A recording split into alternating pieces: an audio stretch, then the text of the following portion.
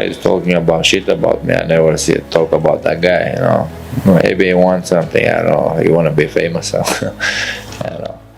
In 2020, a fighter appeared out of nowhere and made the entire MMA world stop. 4 fights, 4 finishes. Within the space of just 66 days, Khamzat Chimaev competed twice in the UFC at welterweight and at middleweight and finished both opponents without taking a single significant strike in return. The MMA world had never seen anything like it. Dana White called him the most exciting fighter on the planet. Fans were already calling him an all-time great before he had even cracked the top 10. And then, almost overnight, everything fell apart. Not because a better fighter came along, not because he was exposed, not because of a bad decision or a wrong turn in his career, but because his own body, the same body that had destroyed every opponent placed in front of it, turned against him. Khamzat Chimaev is 32 years old. He has been through 5 or 6 surgeries, 7 or 8 fractures. He had half of his thyroid gland removed. He coughed up blood in a training session and was alone in a foreign country, so sick that the doctors weren't sure he was going to fight again. He has missed more fights through withdrawal than almost any fighter of his caliber in UFC history. He has been booked, pulled, rebooked, and pulled again so many times that his own fan base stopped counting. And just weeks ago, on May 9th, 2026, he lost his UFC middleweight championship for the first time in his professional career. A split decision defeat to Sean Strickland, his first professional loss after 16 unbeaten fights. The boy who was born in a war-torn Chechen village, who slept in a storage room at a gym in Sweden for nearly 3 years with nothing, is still standing. But right now, things are tragic for Khamzat Chimaev, and today we tell the whole story. Born into war May 1st, 1994, Gvardiskoy, Chechnya, Russia. The year Khamzat Chimaev was born, his homeland was already on the verge of one of the most brutal conflicts in post-Soviet history. The First Chechen War would begin just months after his birth. Then, 5 years later, the Second Chechen War would devastate the region all over again. Chimaev once told Espen in a quote that stops you cold, "I come to this world when it's World War." He wasn't exaggerating. He grew up in a small, conservative Muslim village surrounded by poverty and the constant shadow of political violence. His family struggled. There were nights without enough food. The threat of violence was not something you read about in the news. It was something you felt in the air around you every single day. His coach, Alan Nascimento, a Brazilian jiu-jitsu trainer who worked closely with Chimaev and grew up in a favela in Brazil himself, drew a direct parallel between his own upbringing and Chimaev's. He said, "I lost my father, grandfather, uncle, cousin, and 2 brothers to crime. I am the man of my house. What is too much for me to do to put food on the table for my family? There is no limit. I have always felt Khamzat, and I have this in common. He came to Sweden as a refugee. He was born into a country at war in Chechnya. He is fighting to take care of his loved ones." That sentence is the key to understanding everything about Khamzat Chimaev. Every submission, every takedown, every knockout. It was never about fame. It was never about a pay-per-view bonus or a highlight reel. It was about his family, the people he left behind in that Chechen village. He started wrestling at just 5 years old. By the time he was a teenager, he had won a bronze medal at the Russian National Junior Wrestling Championships. The talent was obvious. But talent alone doesn't build a future in a village in Chechnya. At 18, Khamzat Chimaev made the decision that changed his life. He left Chechnya and moved to Sweden, joining his mother and older brother who were already working there. He arrived with no Swedish language skills, no money, no plan, and no idea that MMA would one day make him a world champion. The storage room when Chimaev arrived in Sweden and found his way to the All-Stars Training Center in Stockholm, one of Europe's elite MMA gyms, he made a decision that reveals the depth of his character. He moved in, not into an apartment, not into student housing, into a tiny storage room inside the gym itself. Espen reported the details of this period, and they are stunning. For nearly 3 years, Chimaev lived in that storage room, training every day, learning the language, building his skills, completely isolated. His family was back in Chechnya. His social world was essentially nothing. It was just him, the mat, and the dream of becoming someone who could take care of the people he loved. He later described a stretch of 4 to 5 months during this period where he was completely and utterly alone. No friends, no family nearby, no support network. Just a small room and a burning determination that most people will never come close to understanding. Think about that for a moment. Not a week, not a month, 4 to 5 months of total isolation in a foreign country, learning a new language, sleeping in a storage closet inside a gym at 18, 19, 20 years old, the same age that most young men are at university, going to parties, building friendships. Khamzat Chimaev was sleeping in a gym, fighting for the right to be taken seriously, and he never complained, not once. Because for a boy who grew up in war-torn Chechnya, where nights without food were normal, a storage room with a training mat nearby was not hardship. It was opportunity. The disease that nearly killed his career in late 2020, Khamzat Chimaev was the most talked about fighter in the world. He had just knocked out Gerald Meerschaert in 17 seconds. The UFC had him booked against Leon Edwards, a top 5 welterweight, in what would have been the biggest fight of his young career. And then COVID-19 arrived. What COVID-19 did to Khamzat Chimaev was not what it did to most people. His body's response was catastrophic. His coach Nascimento described it in horrifying terms. Chimaev had every symptom. He couldn't breathe. In the middle of the night, he was struggling desperately, gasping for air. His team wanted to rush him to the hospital. X-rays revealed his lungs were severely affected. But here is where the story gets even more frightening. Against medical advice, doctors told him he could not train. Chimaev went to the gym anyway. He went to Extreme Couture to spar. Because he is Khamzat Chimaev and stopping has never been in his vocabulary. And during that session, he started coughing up blood.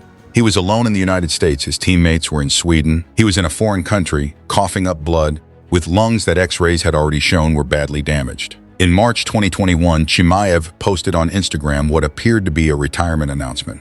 He was done. The sickness had broken something that no opponent had ever touched. The MMA world went into full panic. And what followed was extraordinary. Doctors from Russia, Turkey, and across Europe reached out personally, offering to fly out and treat him. The UFC flew him to Las Vegas for medical care. His team was, in the words of his manager, just hoping he survived. During the course of the medical evaluations, physicians discovered something else.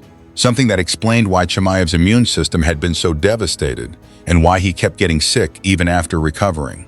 He needed surgery on his thyroid gland. Half of it was removed. And then there was the broader picture that only came out later.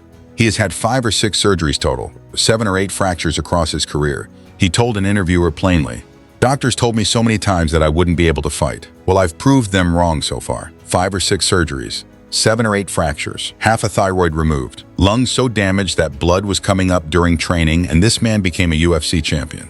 Despite everything, he came back. He came back and he demolished everyone in front of him.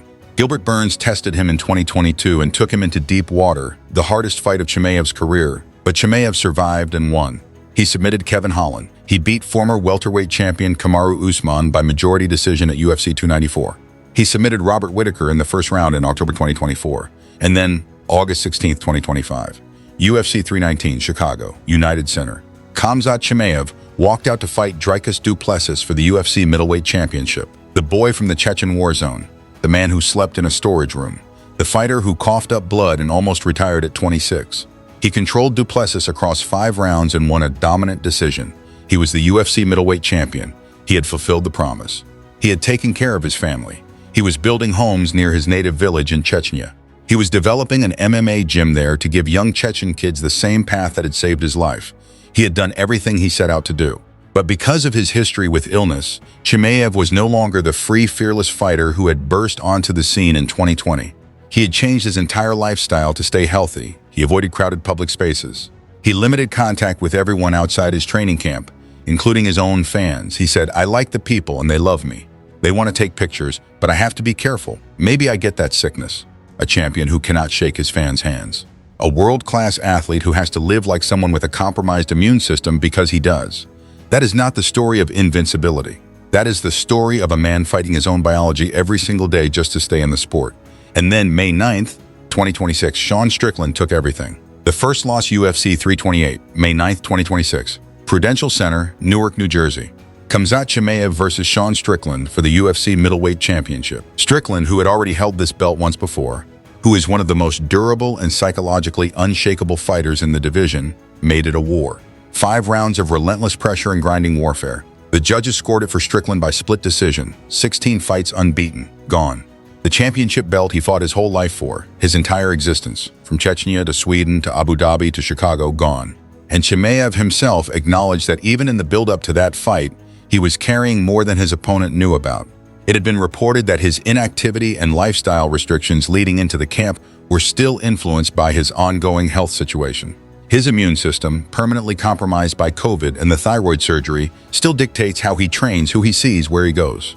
He said after the fight that he was getting the biggest payday of his career, that many experts felt he had done enough to win, that he would be back. And knowing Khamzat Chimaev, the man who coughed up blood and came back, the man who slept in a storage room and came back, the man who survived a childhood in a literal war zone and came back, you believe him. But here is the tragic reality. He is 32 years old. His immune system will never be what it was before 2020. Half his thyroid is gone. 5 or 6 surgeries have left scar tissue that accumulates with every training camp. The lifestyle adjustments he has made, the isolation, the avoidance of crowds, the extreme caution around illness are not temporary fixes. They are permanent adaptations to a body that has been permanently altered.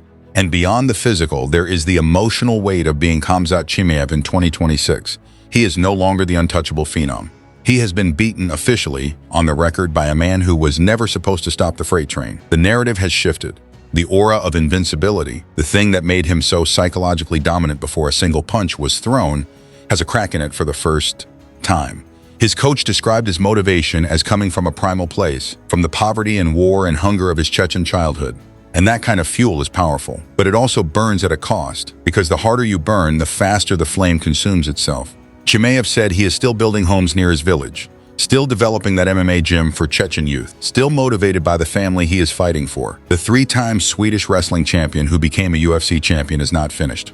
But at 32, with a compromised body, a first professional loss, and 5 years of accumulated health crises behind him, the question is not whether Khamzat Chimaev has the will to continue.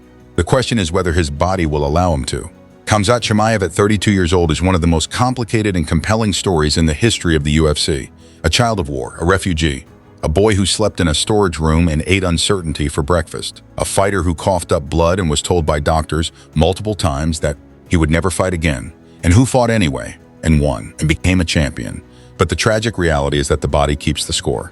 The thyroid surgery, the compromised immune system, the 5 or 6 surgeries, the first professional loss to a man he was supposed to handle, the championship belt that is now around someone else's waist. Khamzat Chimaev has spent his entire life proving the world wrong. And maybe, knowing everything he has already survived, he will do it one more time. But right now, at 32 years old, the wolf from Chechnya is wounded. And that is a sentence that almost nobody thought they would ever say. That is the real story of Khamzat Chimaev at 32. And now you know it. Do you think Khamzat Chimaev can win back the belt? Or is the body finally catching up with the spirit? Drop your thoughts in the comments right now. I read every single one. Like this video if the story moved you. Subscribe for more videos like this as every week. See you in the next one.